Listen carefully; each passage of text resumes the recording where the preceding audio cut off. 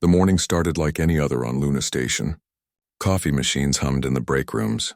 Scientists checked their data screens. Security guards walked their usual routes around the moon base.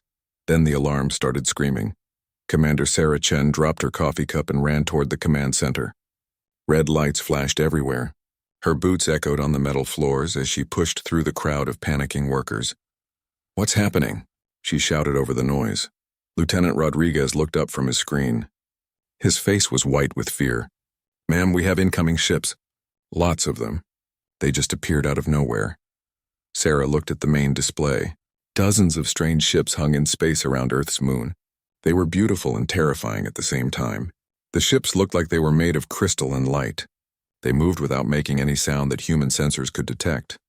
"Have they tried to communicate?" Sarah asked. "Yes, ma'am. They're broadcasting on all frequencies. The message is unusual." Sarah put on the headset. The voice that came through was not human. It sounded like wind chimes mixed with thunder, but somehow her brain could understand the words. "Greetings, primitive inhabitants of the third planet. We are the Galactic Council. You will listen. You will obey." The message continued for several minutes. Sarah's hands shook as she listened. The aliens were demanding tribute from Earth. They wanted 30% of all human military ships. They wanted half of Earth's rare metals. Most shocking of all, they wanted 10,000 humans to serve as slaves. "This is how things work in our galaxy," the alien voice explained. "New species pay tribute to join our great civilization. Those who refuse are destroyed. You have 72 of your planet's rotations to respond." The message ended. The command center fell silent except for the humming of computers. "Get me President Martinez on the secure line," Sarah ordered, "and contact the other world leaders. We need an emergency meeting." "Yes, ma'am." Sarah stared at the alien ships on her screen. Each one was larger than Earth's biggest spacecraft. She could see weapon systems that looked far beyond human technology. But something in her mind refused to accept defeat. An hour later, Sarah found herself in a video conference with leaders from every major nation on Earth. President Martinez spoke first. "The situation is clear," he said. "These aliens have superior technology. They outnumber us. Military experts say we cannot win a fight against them." "So we give them what they want?" asked the Prime Minister of Britain. "What choice do we have?" replied the President of Russia. Sarah listened to the discussion grow more heated. Some leaders wanted to negotiate. Others wanted to surrender immediately. A few suggested running away to colonies in other star systems. "If I may," Sarah interrupted, "I've been studying their ships for the past hour. Yes, they're advanced, but they're not gods. Their technology follows the same laws of physics as ours." The Chinese premier leaned forward. "Are you suggesting we fight them, Admiral Chen?" "I'm suggesting we look at our options before we panic." Sarah pulled up her analysis on the shared screen. "Their ships are faster than ours, but not by much. Their weapons are powerful, but they seem designed for long-range attacks against stationary targets. And look at this," she zoomed in on one of the alien vessels. "See those energy signatures? They're running their ships very hot. That suggests they're pushing their power systems hard just to maintain position. They might not be as advanced as they want us to think." "Even if that's true," said the Japanese Prime Minister, "we're still outnumbered 50-1. "Numbers aren't everything," Sarah replied. "David beat Goliath. The Greeks stopped the Persians. Small forces have defeated larger ones throughout history." President Martinez rubbed his temples. "Admiral, I respect your analysis, but we're talking about the survival of our entire species. Can we really risk everything on the chance that we might win?" Before Sarah could answer, Lieutenant Rodriguez's voice crackled through the speakers. "Admiral Chen, we have another transmission coming in." "Put it through." The alien voice returned, but this time it sounded different. Less formal, more personal. "I am Ambassador Veltar of the Zephyrian people. I speak for the Galactic Council. I know you can understand our words. I know you are afraid. This is natural. All species fear us when we first arrive." The ambassador's tone became almost gentle. "But you should know that resistance is useless. We have conquered 1,000 worlds. We have defeated species far more advanced than yours. Some tried to run. Others tried to hide. A few even tried to fight. All of them eventually bowed before our power. Your weapons are primitive. Your ships are slow. Your people are divided. Accept our terms and you will join our great empire. You will have peace. You will have protection. You will have purpose. The transmission paused for a moment. When it continued, the voice was harder. Refuse our terms and we will demonstrate why the galaxy fears the Council. Your cities will burn. Your ships will be destroyed. Your people will serve us anyway, but as broken slaves instead of willing partners. You have 71 hours and 37 minutes remaining. Choose wisely. The communication ended. The world leaders stared at each other through their video screens. Well, President Martinez said quietly, I think that makes our situation clear, does it? Sarah asked. All I heard was a bully trying to scare us into giving up without a fight. Admiral Chen, the German chancellor, spoke up. You're talking about the lives of 8 billion people. Can you guarantee victory if we fight? Sarah was quiet for a long moment. She thought about her daughter back on Earth. She thought about her parents, her friends, everyone she had ever cared about. She thought about humanity's long history of struggle and survival. No, she said finally, I can't guarantee victory. War never comes with guarantees, but I can guarantee something else. What's that? Asked President Martinez.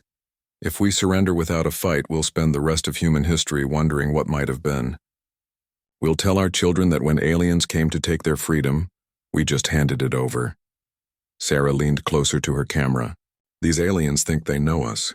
They think we're just another primitive species that will roll over when threatened.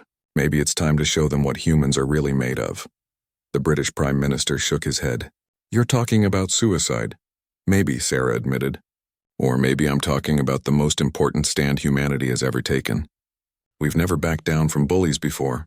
Why start now? President Martinez sighed. We need time to think about this. Let's reconvene in 12 hours. Each nation will present their position then. As the video conference ended, Sarah remained in her chair. She looked out the window at the alien ships floating in space. They were beautiful in their own way. But beauty didn't change what they represented. Her communication officer approached. Admiral, should I prepare a response message? Sarah smiled grimly. Not yet, Lieutenant. But start preparing something else. What's that, ma'am? Battle plans. Just in case these aliens find out that humans don't scare as easily as they think. Outside, the alien ships waited in the darkness of space. They had conquered 1,000 worlds with threats and shows of force. They had never met a species that would choose to fight impossible odds. They were about to learn something new about the universe. They were about to meet humanity. Ambassador Veltar stood in his ship's command chamber, watching the blue and green planet below. Earth looked so small and helpless from this distance. Just another primitive world that would soon bow before the might of the Galactic Council. His aide, a young Zephyrian named Kessal, approached with a datapad. Ambassador, the preliminary scans are complete. The humans have approximately 200 military vessels. Most are concentrated around their home planet. Veltar's crystalline features shifted in what passed for a smile among his people. 200 ships? The Karathi Empire had 5,000 vessels when we first contacted them. They still surrendered within 3 days. What about their technology level? Kessal asked. Primitive but advancing quickly. They have basic faster-than-light travel. Their weapons are chemical explosives and simple energy beams, nothing that could threaten our shields. Veltar turned from the viewing port and walked to his command throne. The chamber around him was a work of art, carved from a single massive crystal and filled with holographic displays. It had taken his people 10,000 years to build ships like this. These humans had barely left their own solar system. Tell me about the other species we've conquered recently, Veltar said. I want to review our standard procedures. Kessal consulted his datapad. 5 years ago, we encountered the Meridian Federation. They were highly advanced, with technology almost equal to our own. They had colonies on 50 worlds and a fleet of 8,000 ships. How long did they hold out? 6 weeks. They tried to negotiate at first. When that failed, they attempted to form an alliance with neighboring species. When we demonstrated our superior numbers by destroying their border colonies, they surrendered unconditionally. Veltar nodded. The Meridians had been smart. They recognized reality when they saw it. Now they served the Council faithfully, their advanced technology helping to strengthen the Empire. What about the Karathi? Veltar asked. They were warriors, weren't they? Yes, Ambassador. The Karathi lived for battle. Their entire culture was based on honor through combat. They challenged us to single-ship duels. When we refused and instead destroyed 3 of their military bases simultaneously, They realized that honor meant nothing against overwhelming force. And now, the Karathi serve as excellent shock troops for the Council. Their warrior nature makes them useful for suppressing rebellions on other worlds. Veltar walked to another holographic display that showed the history of Council expansion. Red lines spread out from the center like a virus, marking conquered worlds and absorbed species. In 10,000 years, the pattern had never changed. First came the demand for tribute. Then came the show of force. Finally came surrender and integration. Has any species ever refused our initial demand? Veltar asked. Kessel searched through the historical records. No, Ambassador. Some have tried to negotiate the terms. Others have attempted to delay while they prepared defenses. But no species has ever given us a flat refusal. Of course not, Veltar said. Only a fool would refuse when faced with certain destruction. The ambassador returned to his throne and activated the communication system. Across space, his signal reached the Council's warfleet positioned at the edge of the human solar system. Battlemaster Thexmore, he called. The response came immediately. A massive reptilian face appeared on the holographic display. Thexmore was a saurian, one of the most aggressive species in the Council. His people had joined the Empire 3,000 years ago and had been leading Council military operations ever since. Ambassador, Thexmore growled. Are these humans ready to surrender yet? We still have 60 hours remaining in the deadline, Veltar replied. But I expect their response much sooner. Their leaders are probably meeting right now to discuss surrender terms. Good. My ships are getting restless. The crew wants to see some action. You won't need to fire a shot, Battlemaster. Humans are pack animals. When their leaders submit, the rest will follow quickly. Thexmore's laugh sounded like rocks grinding together. That's what you said about the Nixari hives, remember them? They had 100 billion warriors spread across 1,000 worlds. And they surrendered in 2 weeks when we destroyed their 3 most important hive worlds, Veltar pointed out. True, but I was hoping these humans might provide more entertainment. Veltar studied the tactical display showing Thexmore's fleet. 50 of the Council's most advanced warships hung in the darkness beyond the human system. Each ship could destroy a planet if necessary. Together, they represented enough firepower to sterilize 100 worlds. Battlemaster, run me through our standard procedure again, Veltar said. Simple, Thexmore replied. When the humans accept our terms, we begin the integration process. We take possession of their tribute ships and resources. We select the best specimens for slavery and transportation to Council worlds. We establish orbital stations around their planet to monitor compliance. And if they refuse? Thexmore's smile showed rows of sharp teeth. We demonstrate our power by destroying their largest military installation. That usually changes their minds quickly. If they still refuse, we destroy their capital city. No species has ever required a third demonstration. Veltar nodded. It was an efficient system that had worked for millennia. The Council had learned long ago that mercy was weakness. Quick, overwhelming displays of force saved lives in the long run by ending resistance before it could truly begin. What do you know about human psychology? Veltar asked his aide. Kessel consulted his datapad again. They're social creatures who live in large groups. They have strong emotional bonds to family members. They fear death and value individual survival. They're competitive but typically submit to superior authority when resistance is hopeless. In other words, they're like every other species we've encountered. Yes, Ambassador. There's nothing unique about them. Veltar felt satisfied. Everything was proceeding exactly as it always did. In a few days, Earth would be another red dot on the Council's expansion map. The humans would join the Empire as servants and laborers. Their planet would provide resources for the Council's greater projects. One more question, Veltar said. How many species have ever chosen mutual destruction rather than surrender? Kessel was quiet for a long moment as he searched the records. None, Ambassador. No species has ever chosen extinction over submission. The survival instinct is too strong. Exactly. These humans will be no different. Veltar dismissed his aide and returned to watching Earth through the viewing port. The planet looked peaceful from this distance. City lights twinkled on the night side like stars. It was almost beautiful. Soon it would belong to the Council. He activated his personal journal and began recording his thoughts. Future Council historians would want to know how this conquest had proceeded. Personal log, Ambassador Veltar, Council year 10th 847. Today marks first contact with the species called humans. Initial analysis suggests a typical primitive civilization with standard emotional and psychological patterns. Estimated time to surrender, 18 to 24 hours after our demand is received. Veltar paused his recording and smiled. Another successful integration for the Council. Another step toward our ultimate goal of galactic unity under Council rule.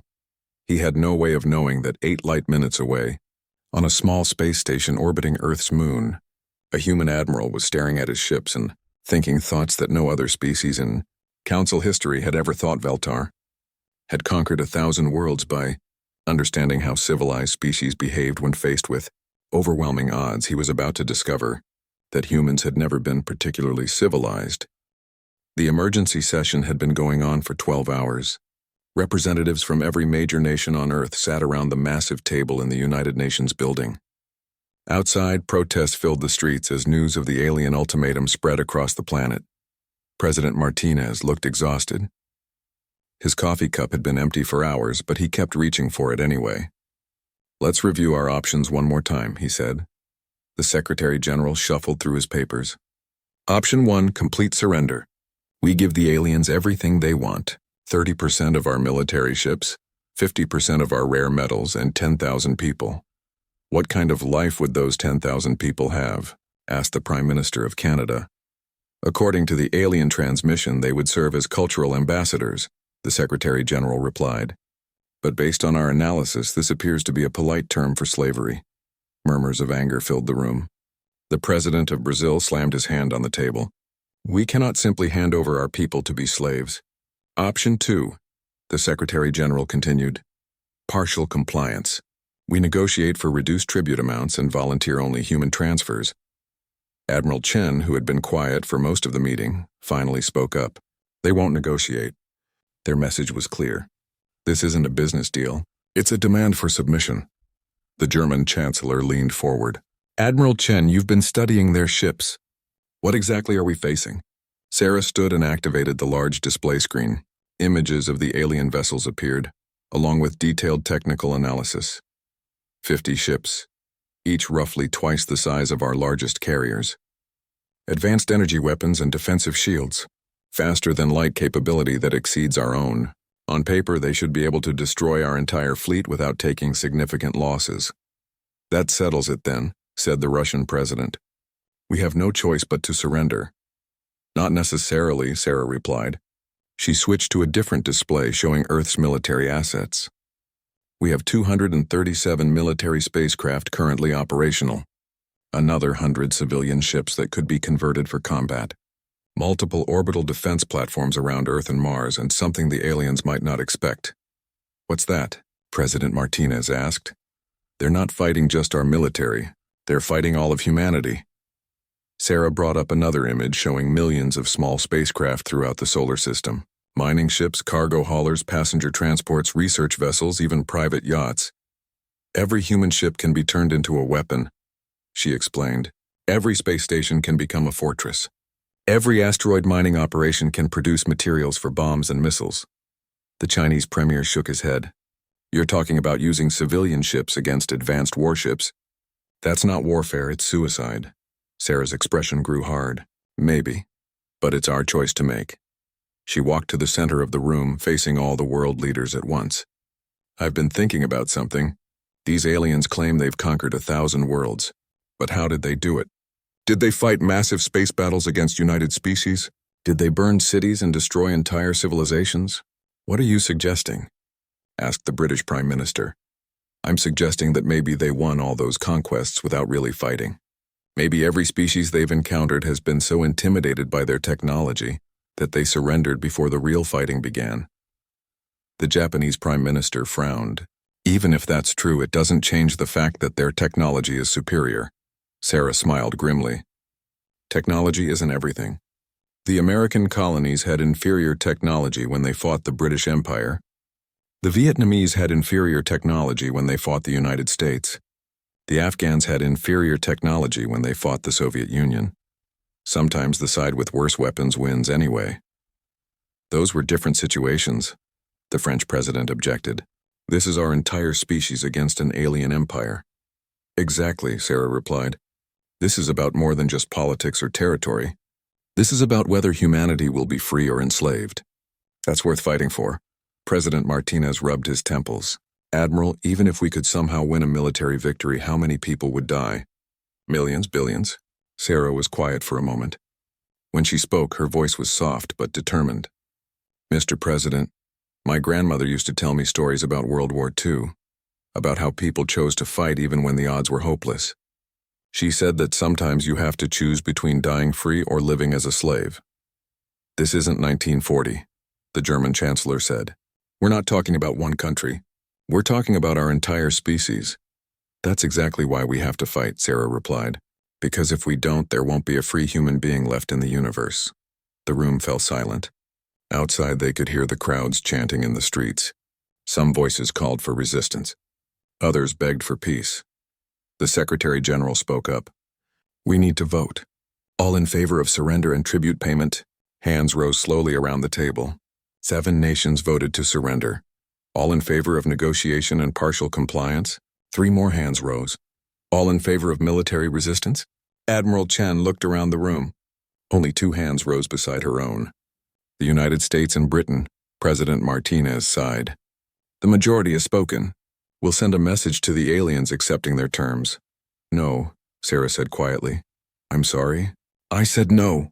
Sarah's voice grew stronger. You can speak for your governments, but you can't speak for humanity. The United States will not surrender. If other nations choose to submit, that's their decision. But we're going to fight. The British Prime Minister nodded. Britain stands with the United States. Chaos erupted around the table. Leaders shouted at each other in multiple languages. Some demanded unity.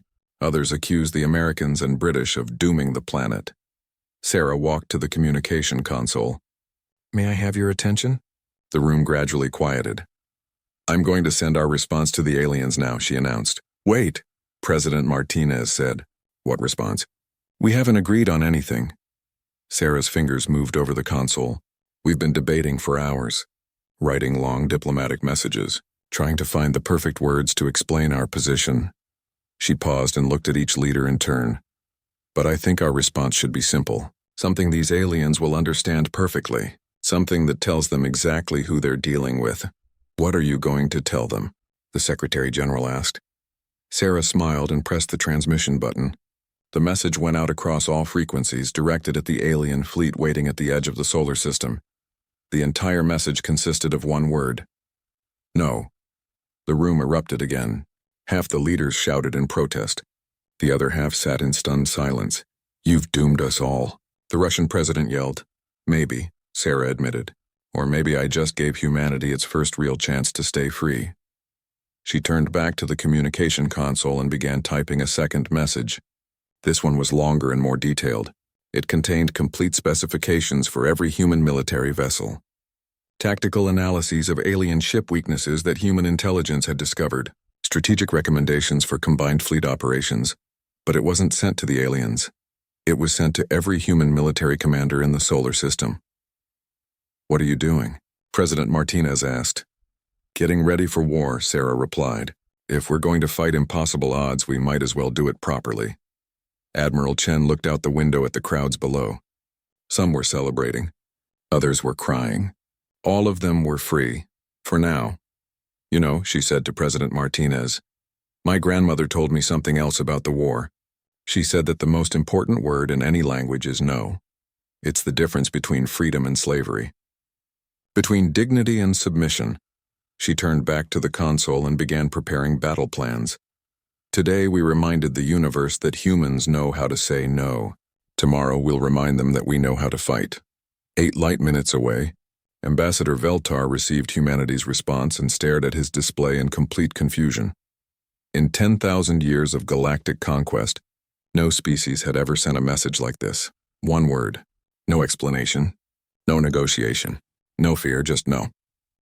The Galactic Council chamber fell completely silent.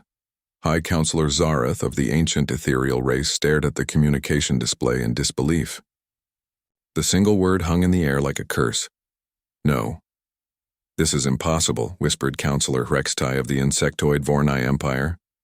No species has ever. Never in all our records. Play the message again. demanded Counselor Beltara of the aquatic depth swimmers. The chamber's central hologram replayed humanity's response. The word appeared in every language of the Council, translated by their most advanced linguistic computers. In Zephyrian crystal song, in Saurian battle roars, in Vornai chemical signals no no no.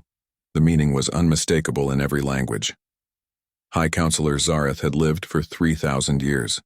She had witnessed the integration of hundreds of species into the Galactic Empire. She had seen proud warrior races kneel in submission. She had watched advanced civilizations offer their most precious treasures for mercy. Never had she seen anything like this.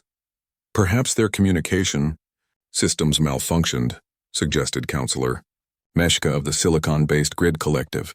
Maybe they meant to send a longer message. No, said Counselor Rextai, consulting her data streams. Our monitoring stations confirmed the message was intentional. They sent detailed military specifications immediately afterward, but those were directed to their own forces, not to us. Military specifications? Zareth's voice carried a dangerous edge. Complete technical data on all human spacecraft, tactical analyses of our fleet formations, strategic recommendations for asymmetric warfare. Rextai paused. They're not just refusing our demands. They're preparing for war. The chamber erupted in shocked chatter. 12 species, each representing billions of beings across thousands of worlds, tried to process what they were hearing. This is clearly a mistake, said Counselor Velmos of the gas giant dwellers. No primitive species would choose extinction over integration. Zareth activated the communication array. Battlemaster Thexmore, report. The Saurian commander's scarred face appeared on the main display. Behind him, his bridge crew scrambled to prepare for combat operations that they had never expected to actually perform. High Counselor, my fleet stands ready for demonstration of force. Should I proceed with the destruction of their primary military installation? Zareth hesitated. The procedure had never failed before. Destroying a single target always convinced species to surrender, but something about this situation felt different. Negative, Battlemaster. Hold position for now. We need to understand what we're dealing with. Counselor. Thexmore's voice carried frustration. My sensors show the human fleet moving into attack formations. They're not retreating to defensive positions. They're advancing toward our location. Shocked silence filled the council chamber. That's impossible, Beltara said. No species advances against a superior council fleet. It's tactical suicide. Nevertheless, Thexmore continued, approximately 200 human warships are moving toward the edge of their solar system. They'll reach our position in 18 hours at current speed. Counselor Rextai accessed her historical databases. In 10,000 years of expansion, we have encountered 247 species.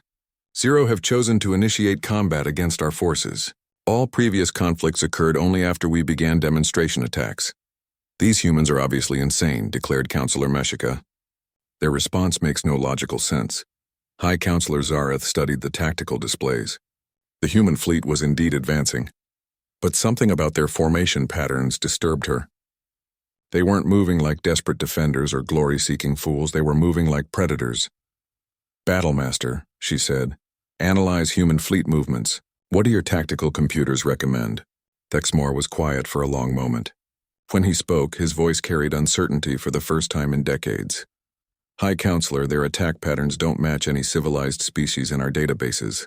They're using formations we've never seen before. Aggressive, close-quarters assault groups mixed with long-range support elements. Suicide squadrons positioned to ram our larger vessels. Ramming attacks. Counselor Beltera's aquatic features rippled with shock. What honorable species uses ramming attacks? None, Thexmore replied. Honorable species follow the established rules of warfare. They engage in long-range energy duels between capital ships. They surrender when overwhelmed. They don't. This.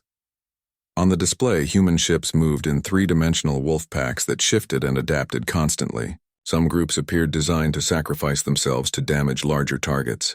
Others seemed built for hit-and-run attacks on supply lines. It's like fighting animals, Thexmore continued. Intelligent animals, but animals nonetheless. They're not following any tactical doctrine we understand. Counselor Rextai accessed more historical data. Battlemaster, in our previous conquests, how many species attempted close-quarters combat? Close quarters? Thexmore seemed confused by the question. None. Civilized warfare is conducted at maximum range to minimize casualties. Only primitive barbarians engage in close combat. And these humans appear to prefer close-quarters fighting? Their entire battle plan seems built around it. They're treating this like some kind of primitive animal conflict instead of proper military operation. High Counselor Zareth felt something she hadn't experienced in centuries. Doubt. The Council had conquered the galaxy through overwhelming displays of technological superiority. Their strategy relied on civilized species recognizing hopeless situations and choosing survival over pointless resistance. But what if they encountered a species that simply didn't think like other civilized beings? Counselor Velmos, she ordered, access the restricted archives. Search for any references to species that chose mutual destruction over integration. High Counselor, those archives are sealed for access them now. Velmos worked frantically at his control interface. After several minutes, his color changed to indicate extreme distress. High Counselor, there are 7 references to species that chose extinction over surrender. But those records are classified at the highest levels. The details have been purged from general databases. Why? Demanded Beltara. Because, Zareth said quietly, the Council decided that other species should never know that such choices were possible. We couldn't risk inspiring copycat resistance. The chamber fell silent as the implications sank in. What happened to those 7 species? Asked Counselor Meshka. They were completely destroyed, Zareth replied. We had to sterilize their worlds to prevent their ideological contamination from spreading to other species. Counselor Rextai's antennae twitched with agitation. High Counselor, are you suggesting these humans might choose mutual destruction? I'm suggesting, Zareth said slowly, that we may have encountered our first truly alien species. On the display, Battlemaster Thexmore's expression grew troubled. High Counselor, I have another problem. My tactical computers are having difficulty calculating effective strategies against human forces. Explain. Our war planning systems are designed to fight rational opponents who value preservation of their civilization above all else. These humans appear to value something else more highly than survival. What could be more important than survival? Asked Counselor Beltara. I don't know, Thexmore admitted. But whatever it is, they're willing to die for it. High Counselor Zareth stared at the image of the approaching human fleet. For 10,000 years, the Council had expanded through a simple equation. Superior technology plus overwhelming force equals inevitable surrender. The humans were about to test whether that equation still worked when one variable changed. What if the target species simply refused to be afraid? Battlemaster, she said finally, proceed with caution. Do not engage until I give explicit authorization. Yes, High Counselor. As the communication ended, Zareth turned to face her fellow council members. Their expressions ranged from confusion to fear to anger. We may need to consider, she said carefully, that our standard integration procedures will not work with this species. Then what do you suggest? Asked Counselor Meshka. Zareth looked again at the tactical display showing human ships advancing against impossible odds. I suggest we discover what happens when an unstoppable force meets an immovable object. None of them realized that across the galaxy, other species were monitoring the communications.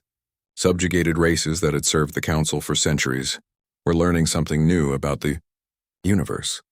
They were learning that saying no was possible, and some of them were beginning to remember what freedom felt like.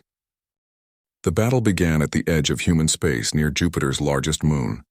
Admiral Sarah Chen stood on the bridge of the Earth defense ship Defiance, watching enemy vessels that gleamed like deadly jewels against the black of space. 50 Council warships hung in perfect formation, their weapons charging with energy that could crack planets. All human ships. This is Admiral Chen. Today we fight not just for Earth, but for the idea that free people don't kneel to tyrants. Give them hell. The first human ship to engage was the mining vessel New Horizons, hastily converted with explosive charges and piloted by volunteers. It accelerated directly toward the Council flagship, ignoring energy blasts that tore through its hull. Battlemaster Thexmore watched in disbelief as the human ship refused to change course even as it burned. What are they doing? Why don't they retreat when damaged?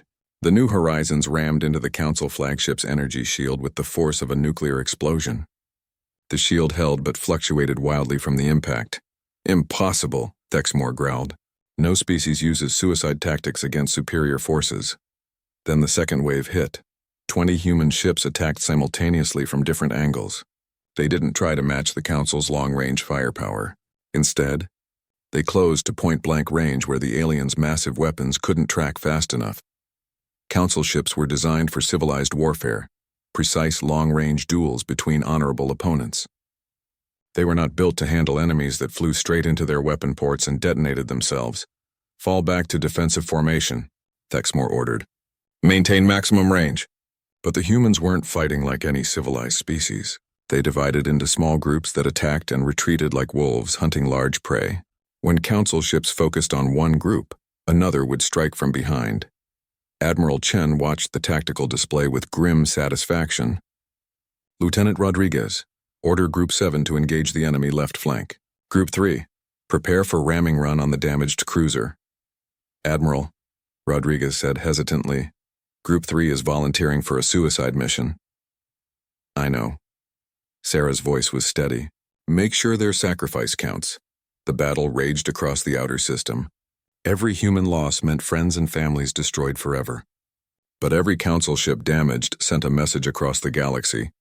The mighty Empire could bleed. On his flagship, Battlemaster Thexmore found himself fighting a war unlike anything in Council history. His ships were superior individually, but the humans fought with a coordination and determination that defied understanding. Battlemaster, his tactical officer reported. The humans are using their civilian ships as weapons. What do you mean? Mining vessels loaded with explosives, cargo haulers converted to missile platforms, even passenger liners fitted with ramming prows. Their entire civilization has become a weapon. Thexmore watched civilian ships dive into his formations without hesitation, families dying together rather than living apart as slaves. It was madness. It was also working. Sir, we've lost 6 ships. 8 more are badly damaged. The humans have lost 50 vessels but show no signs of retreat. How many more ships do they have? Intelligence estimates another 300 military and civilian craft throughout the system. Thexmore's blood ran cold.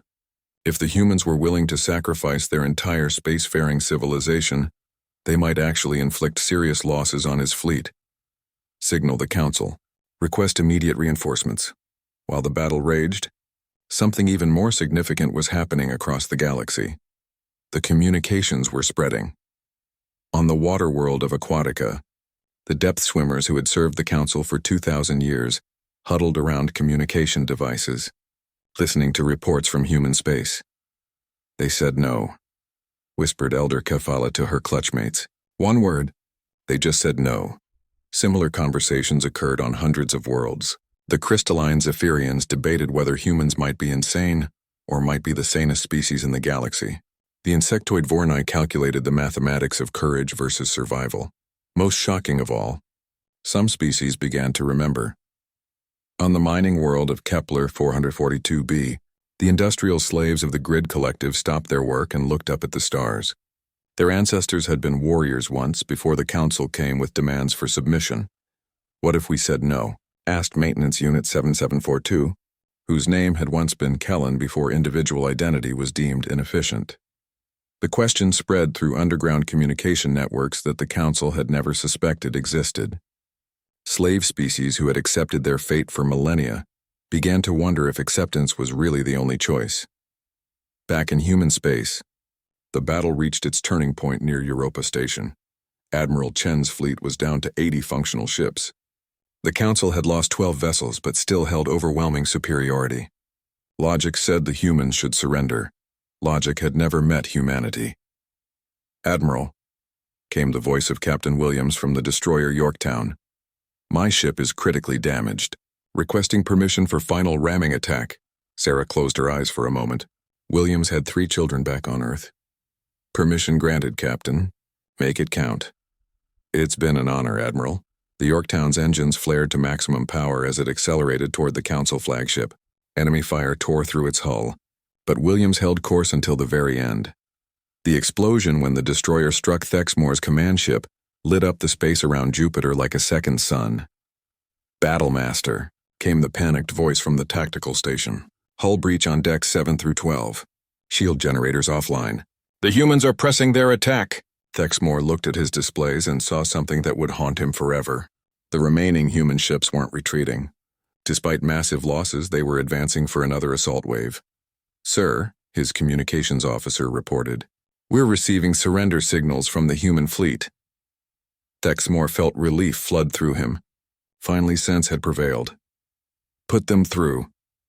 Admiral Chen's voice crackled through the speakers. Battlemaster Thexmore, this is Admiral Sarah Chen of the Earth Defense Force. Admiral Chen, we accept your surrender. Stand down your ships and prepare for integration into the Council Empire. There was a pause. When Chen spoke again, her voice carried something Thexmore had never heard from a defeated enemy. Laughter. Surrender. Battlemaster, you misunderstood. I wasn't surrendering. I was accepting yours, and that's impossible. We still outnumber you. We have superior technology. Yes, but you have one critical weakness. Like, what's that? You want to live through this. We don't care if we die as long as we take you with us. The truth hit Thexmore like a physical blow. His fleet was designed to fight rational opponents who would surrender when faced with unacceptable losses. But humans didn't seem to recognize the concept of unacceptable losses. They would fight until every ship was destroyed, every person was dead, taking as many council vessels as possible with them. You're insane, he whispered. Maybe, but we're free. Admiral Chen paused, then continued. You have two choices, Battlemaster. You can continue this fight until we're all dead and you've lost half your fleet, or you can withdraw and explain to your council that you met a species that won't be conquered. Thexmore looked at his tactical displays. The humans were already forming up for another attack run. His remaining ships were damaged, and his crew was demoralized by fighting an enemy that treated death as just another weapon. For the first time in his military career, Battlemaster Thexmore gave an order he never thought he would give. All ships, begin withdrawal from human space. The Council fleet retreated, leaving behind the wreckage of 12 warships and the shattered assumption that superior technology always meant victory.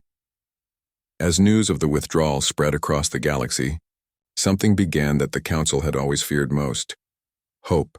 On 100 worlds, in 1,000 cities, among 1 million enslaved beings, people looked up at the stars and whispered a single word. No. 6 months later, Admiral Chen stood in the ruins of Europa Station, reading reports from across the galaxy. 17 species had declared independence from the Council. 3 successful rebellions had liberated entire systems. The Galactic Empire was cracking along lines of stress that had been hidden for millennia. Ambassador Veltar, now a refugee whose own people had joined the rebellion, approached her carefully. Admiral Chen, may I ask you something? Of course. Why did humanity choose to fight? You knew the odds. You knew you might lose everything. Sarah looked out at the stars where the wreckage of human and alien ships drifted together in the cold of space. Ambassador, someone had to be the first to say no. We just wanted to make sure we wouldn't be the last. She turned to face him directly. Your council ruled the galaxy by making every species believe that resistance was hopeless. But hope isn't about odds. Hope is about choice. And as long as someone chooses to fight, hope stays alive. Veltar was quiet for a long moment. What happens now? Admiral Chen smiled, looking out at a galaxy where the word no was spreading like wildfire among species that had almost forgotten what freedom meant. Now we see what the universe looks like when free people get to shape their own destiny. In the distance, human and alien ships worked together to rebuild what war had destroyed, while somewhere in the dark between stars,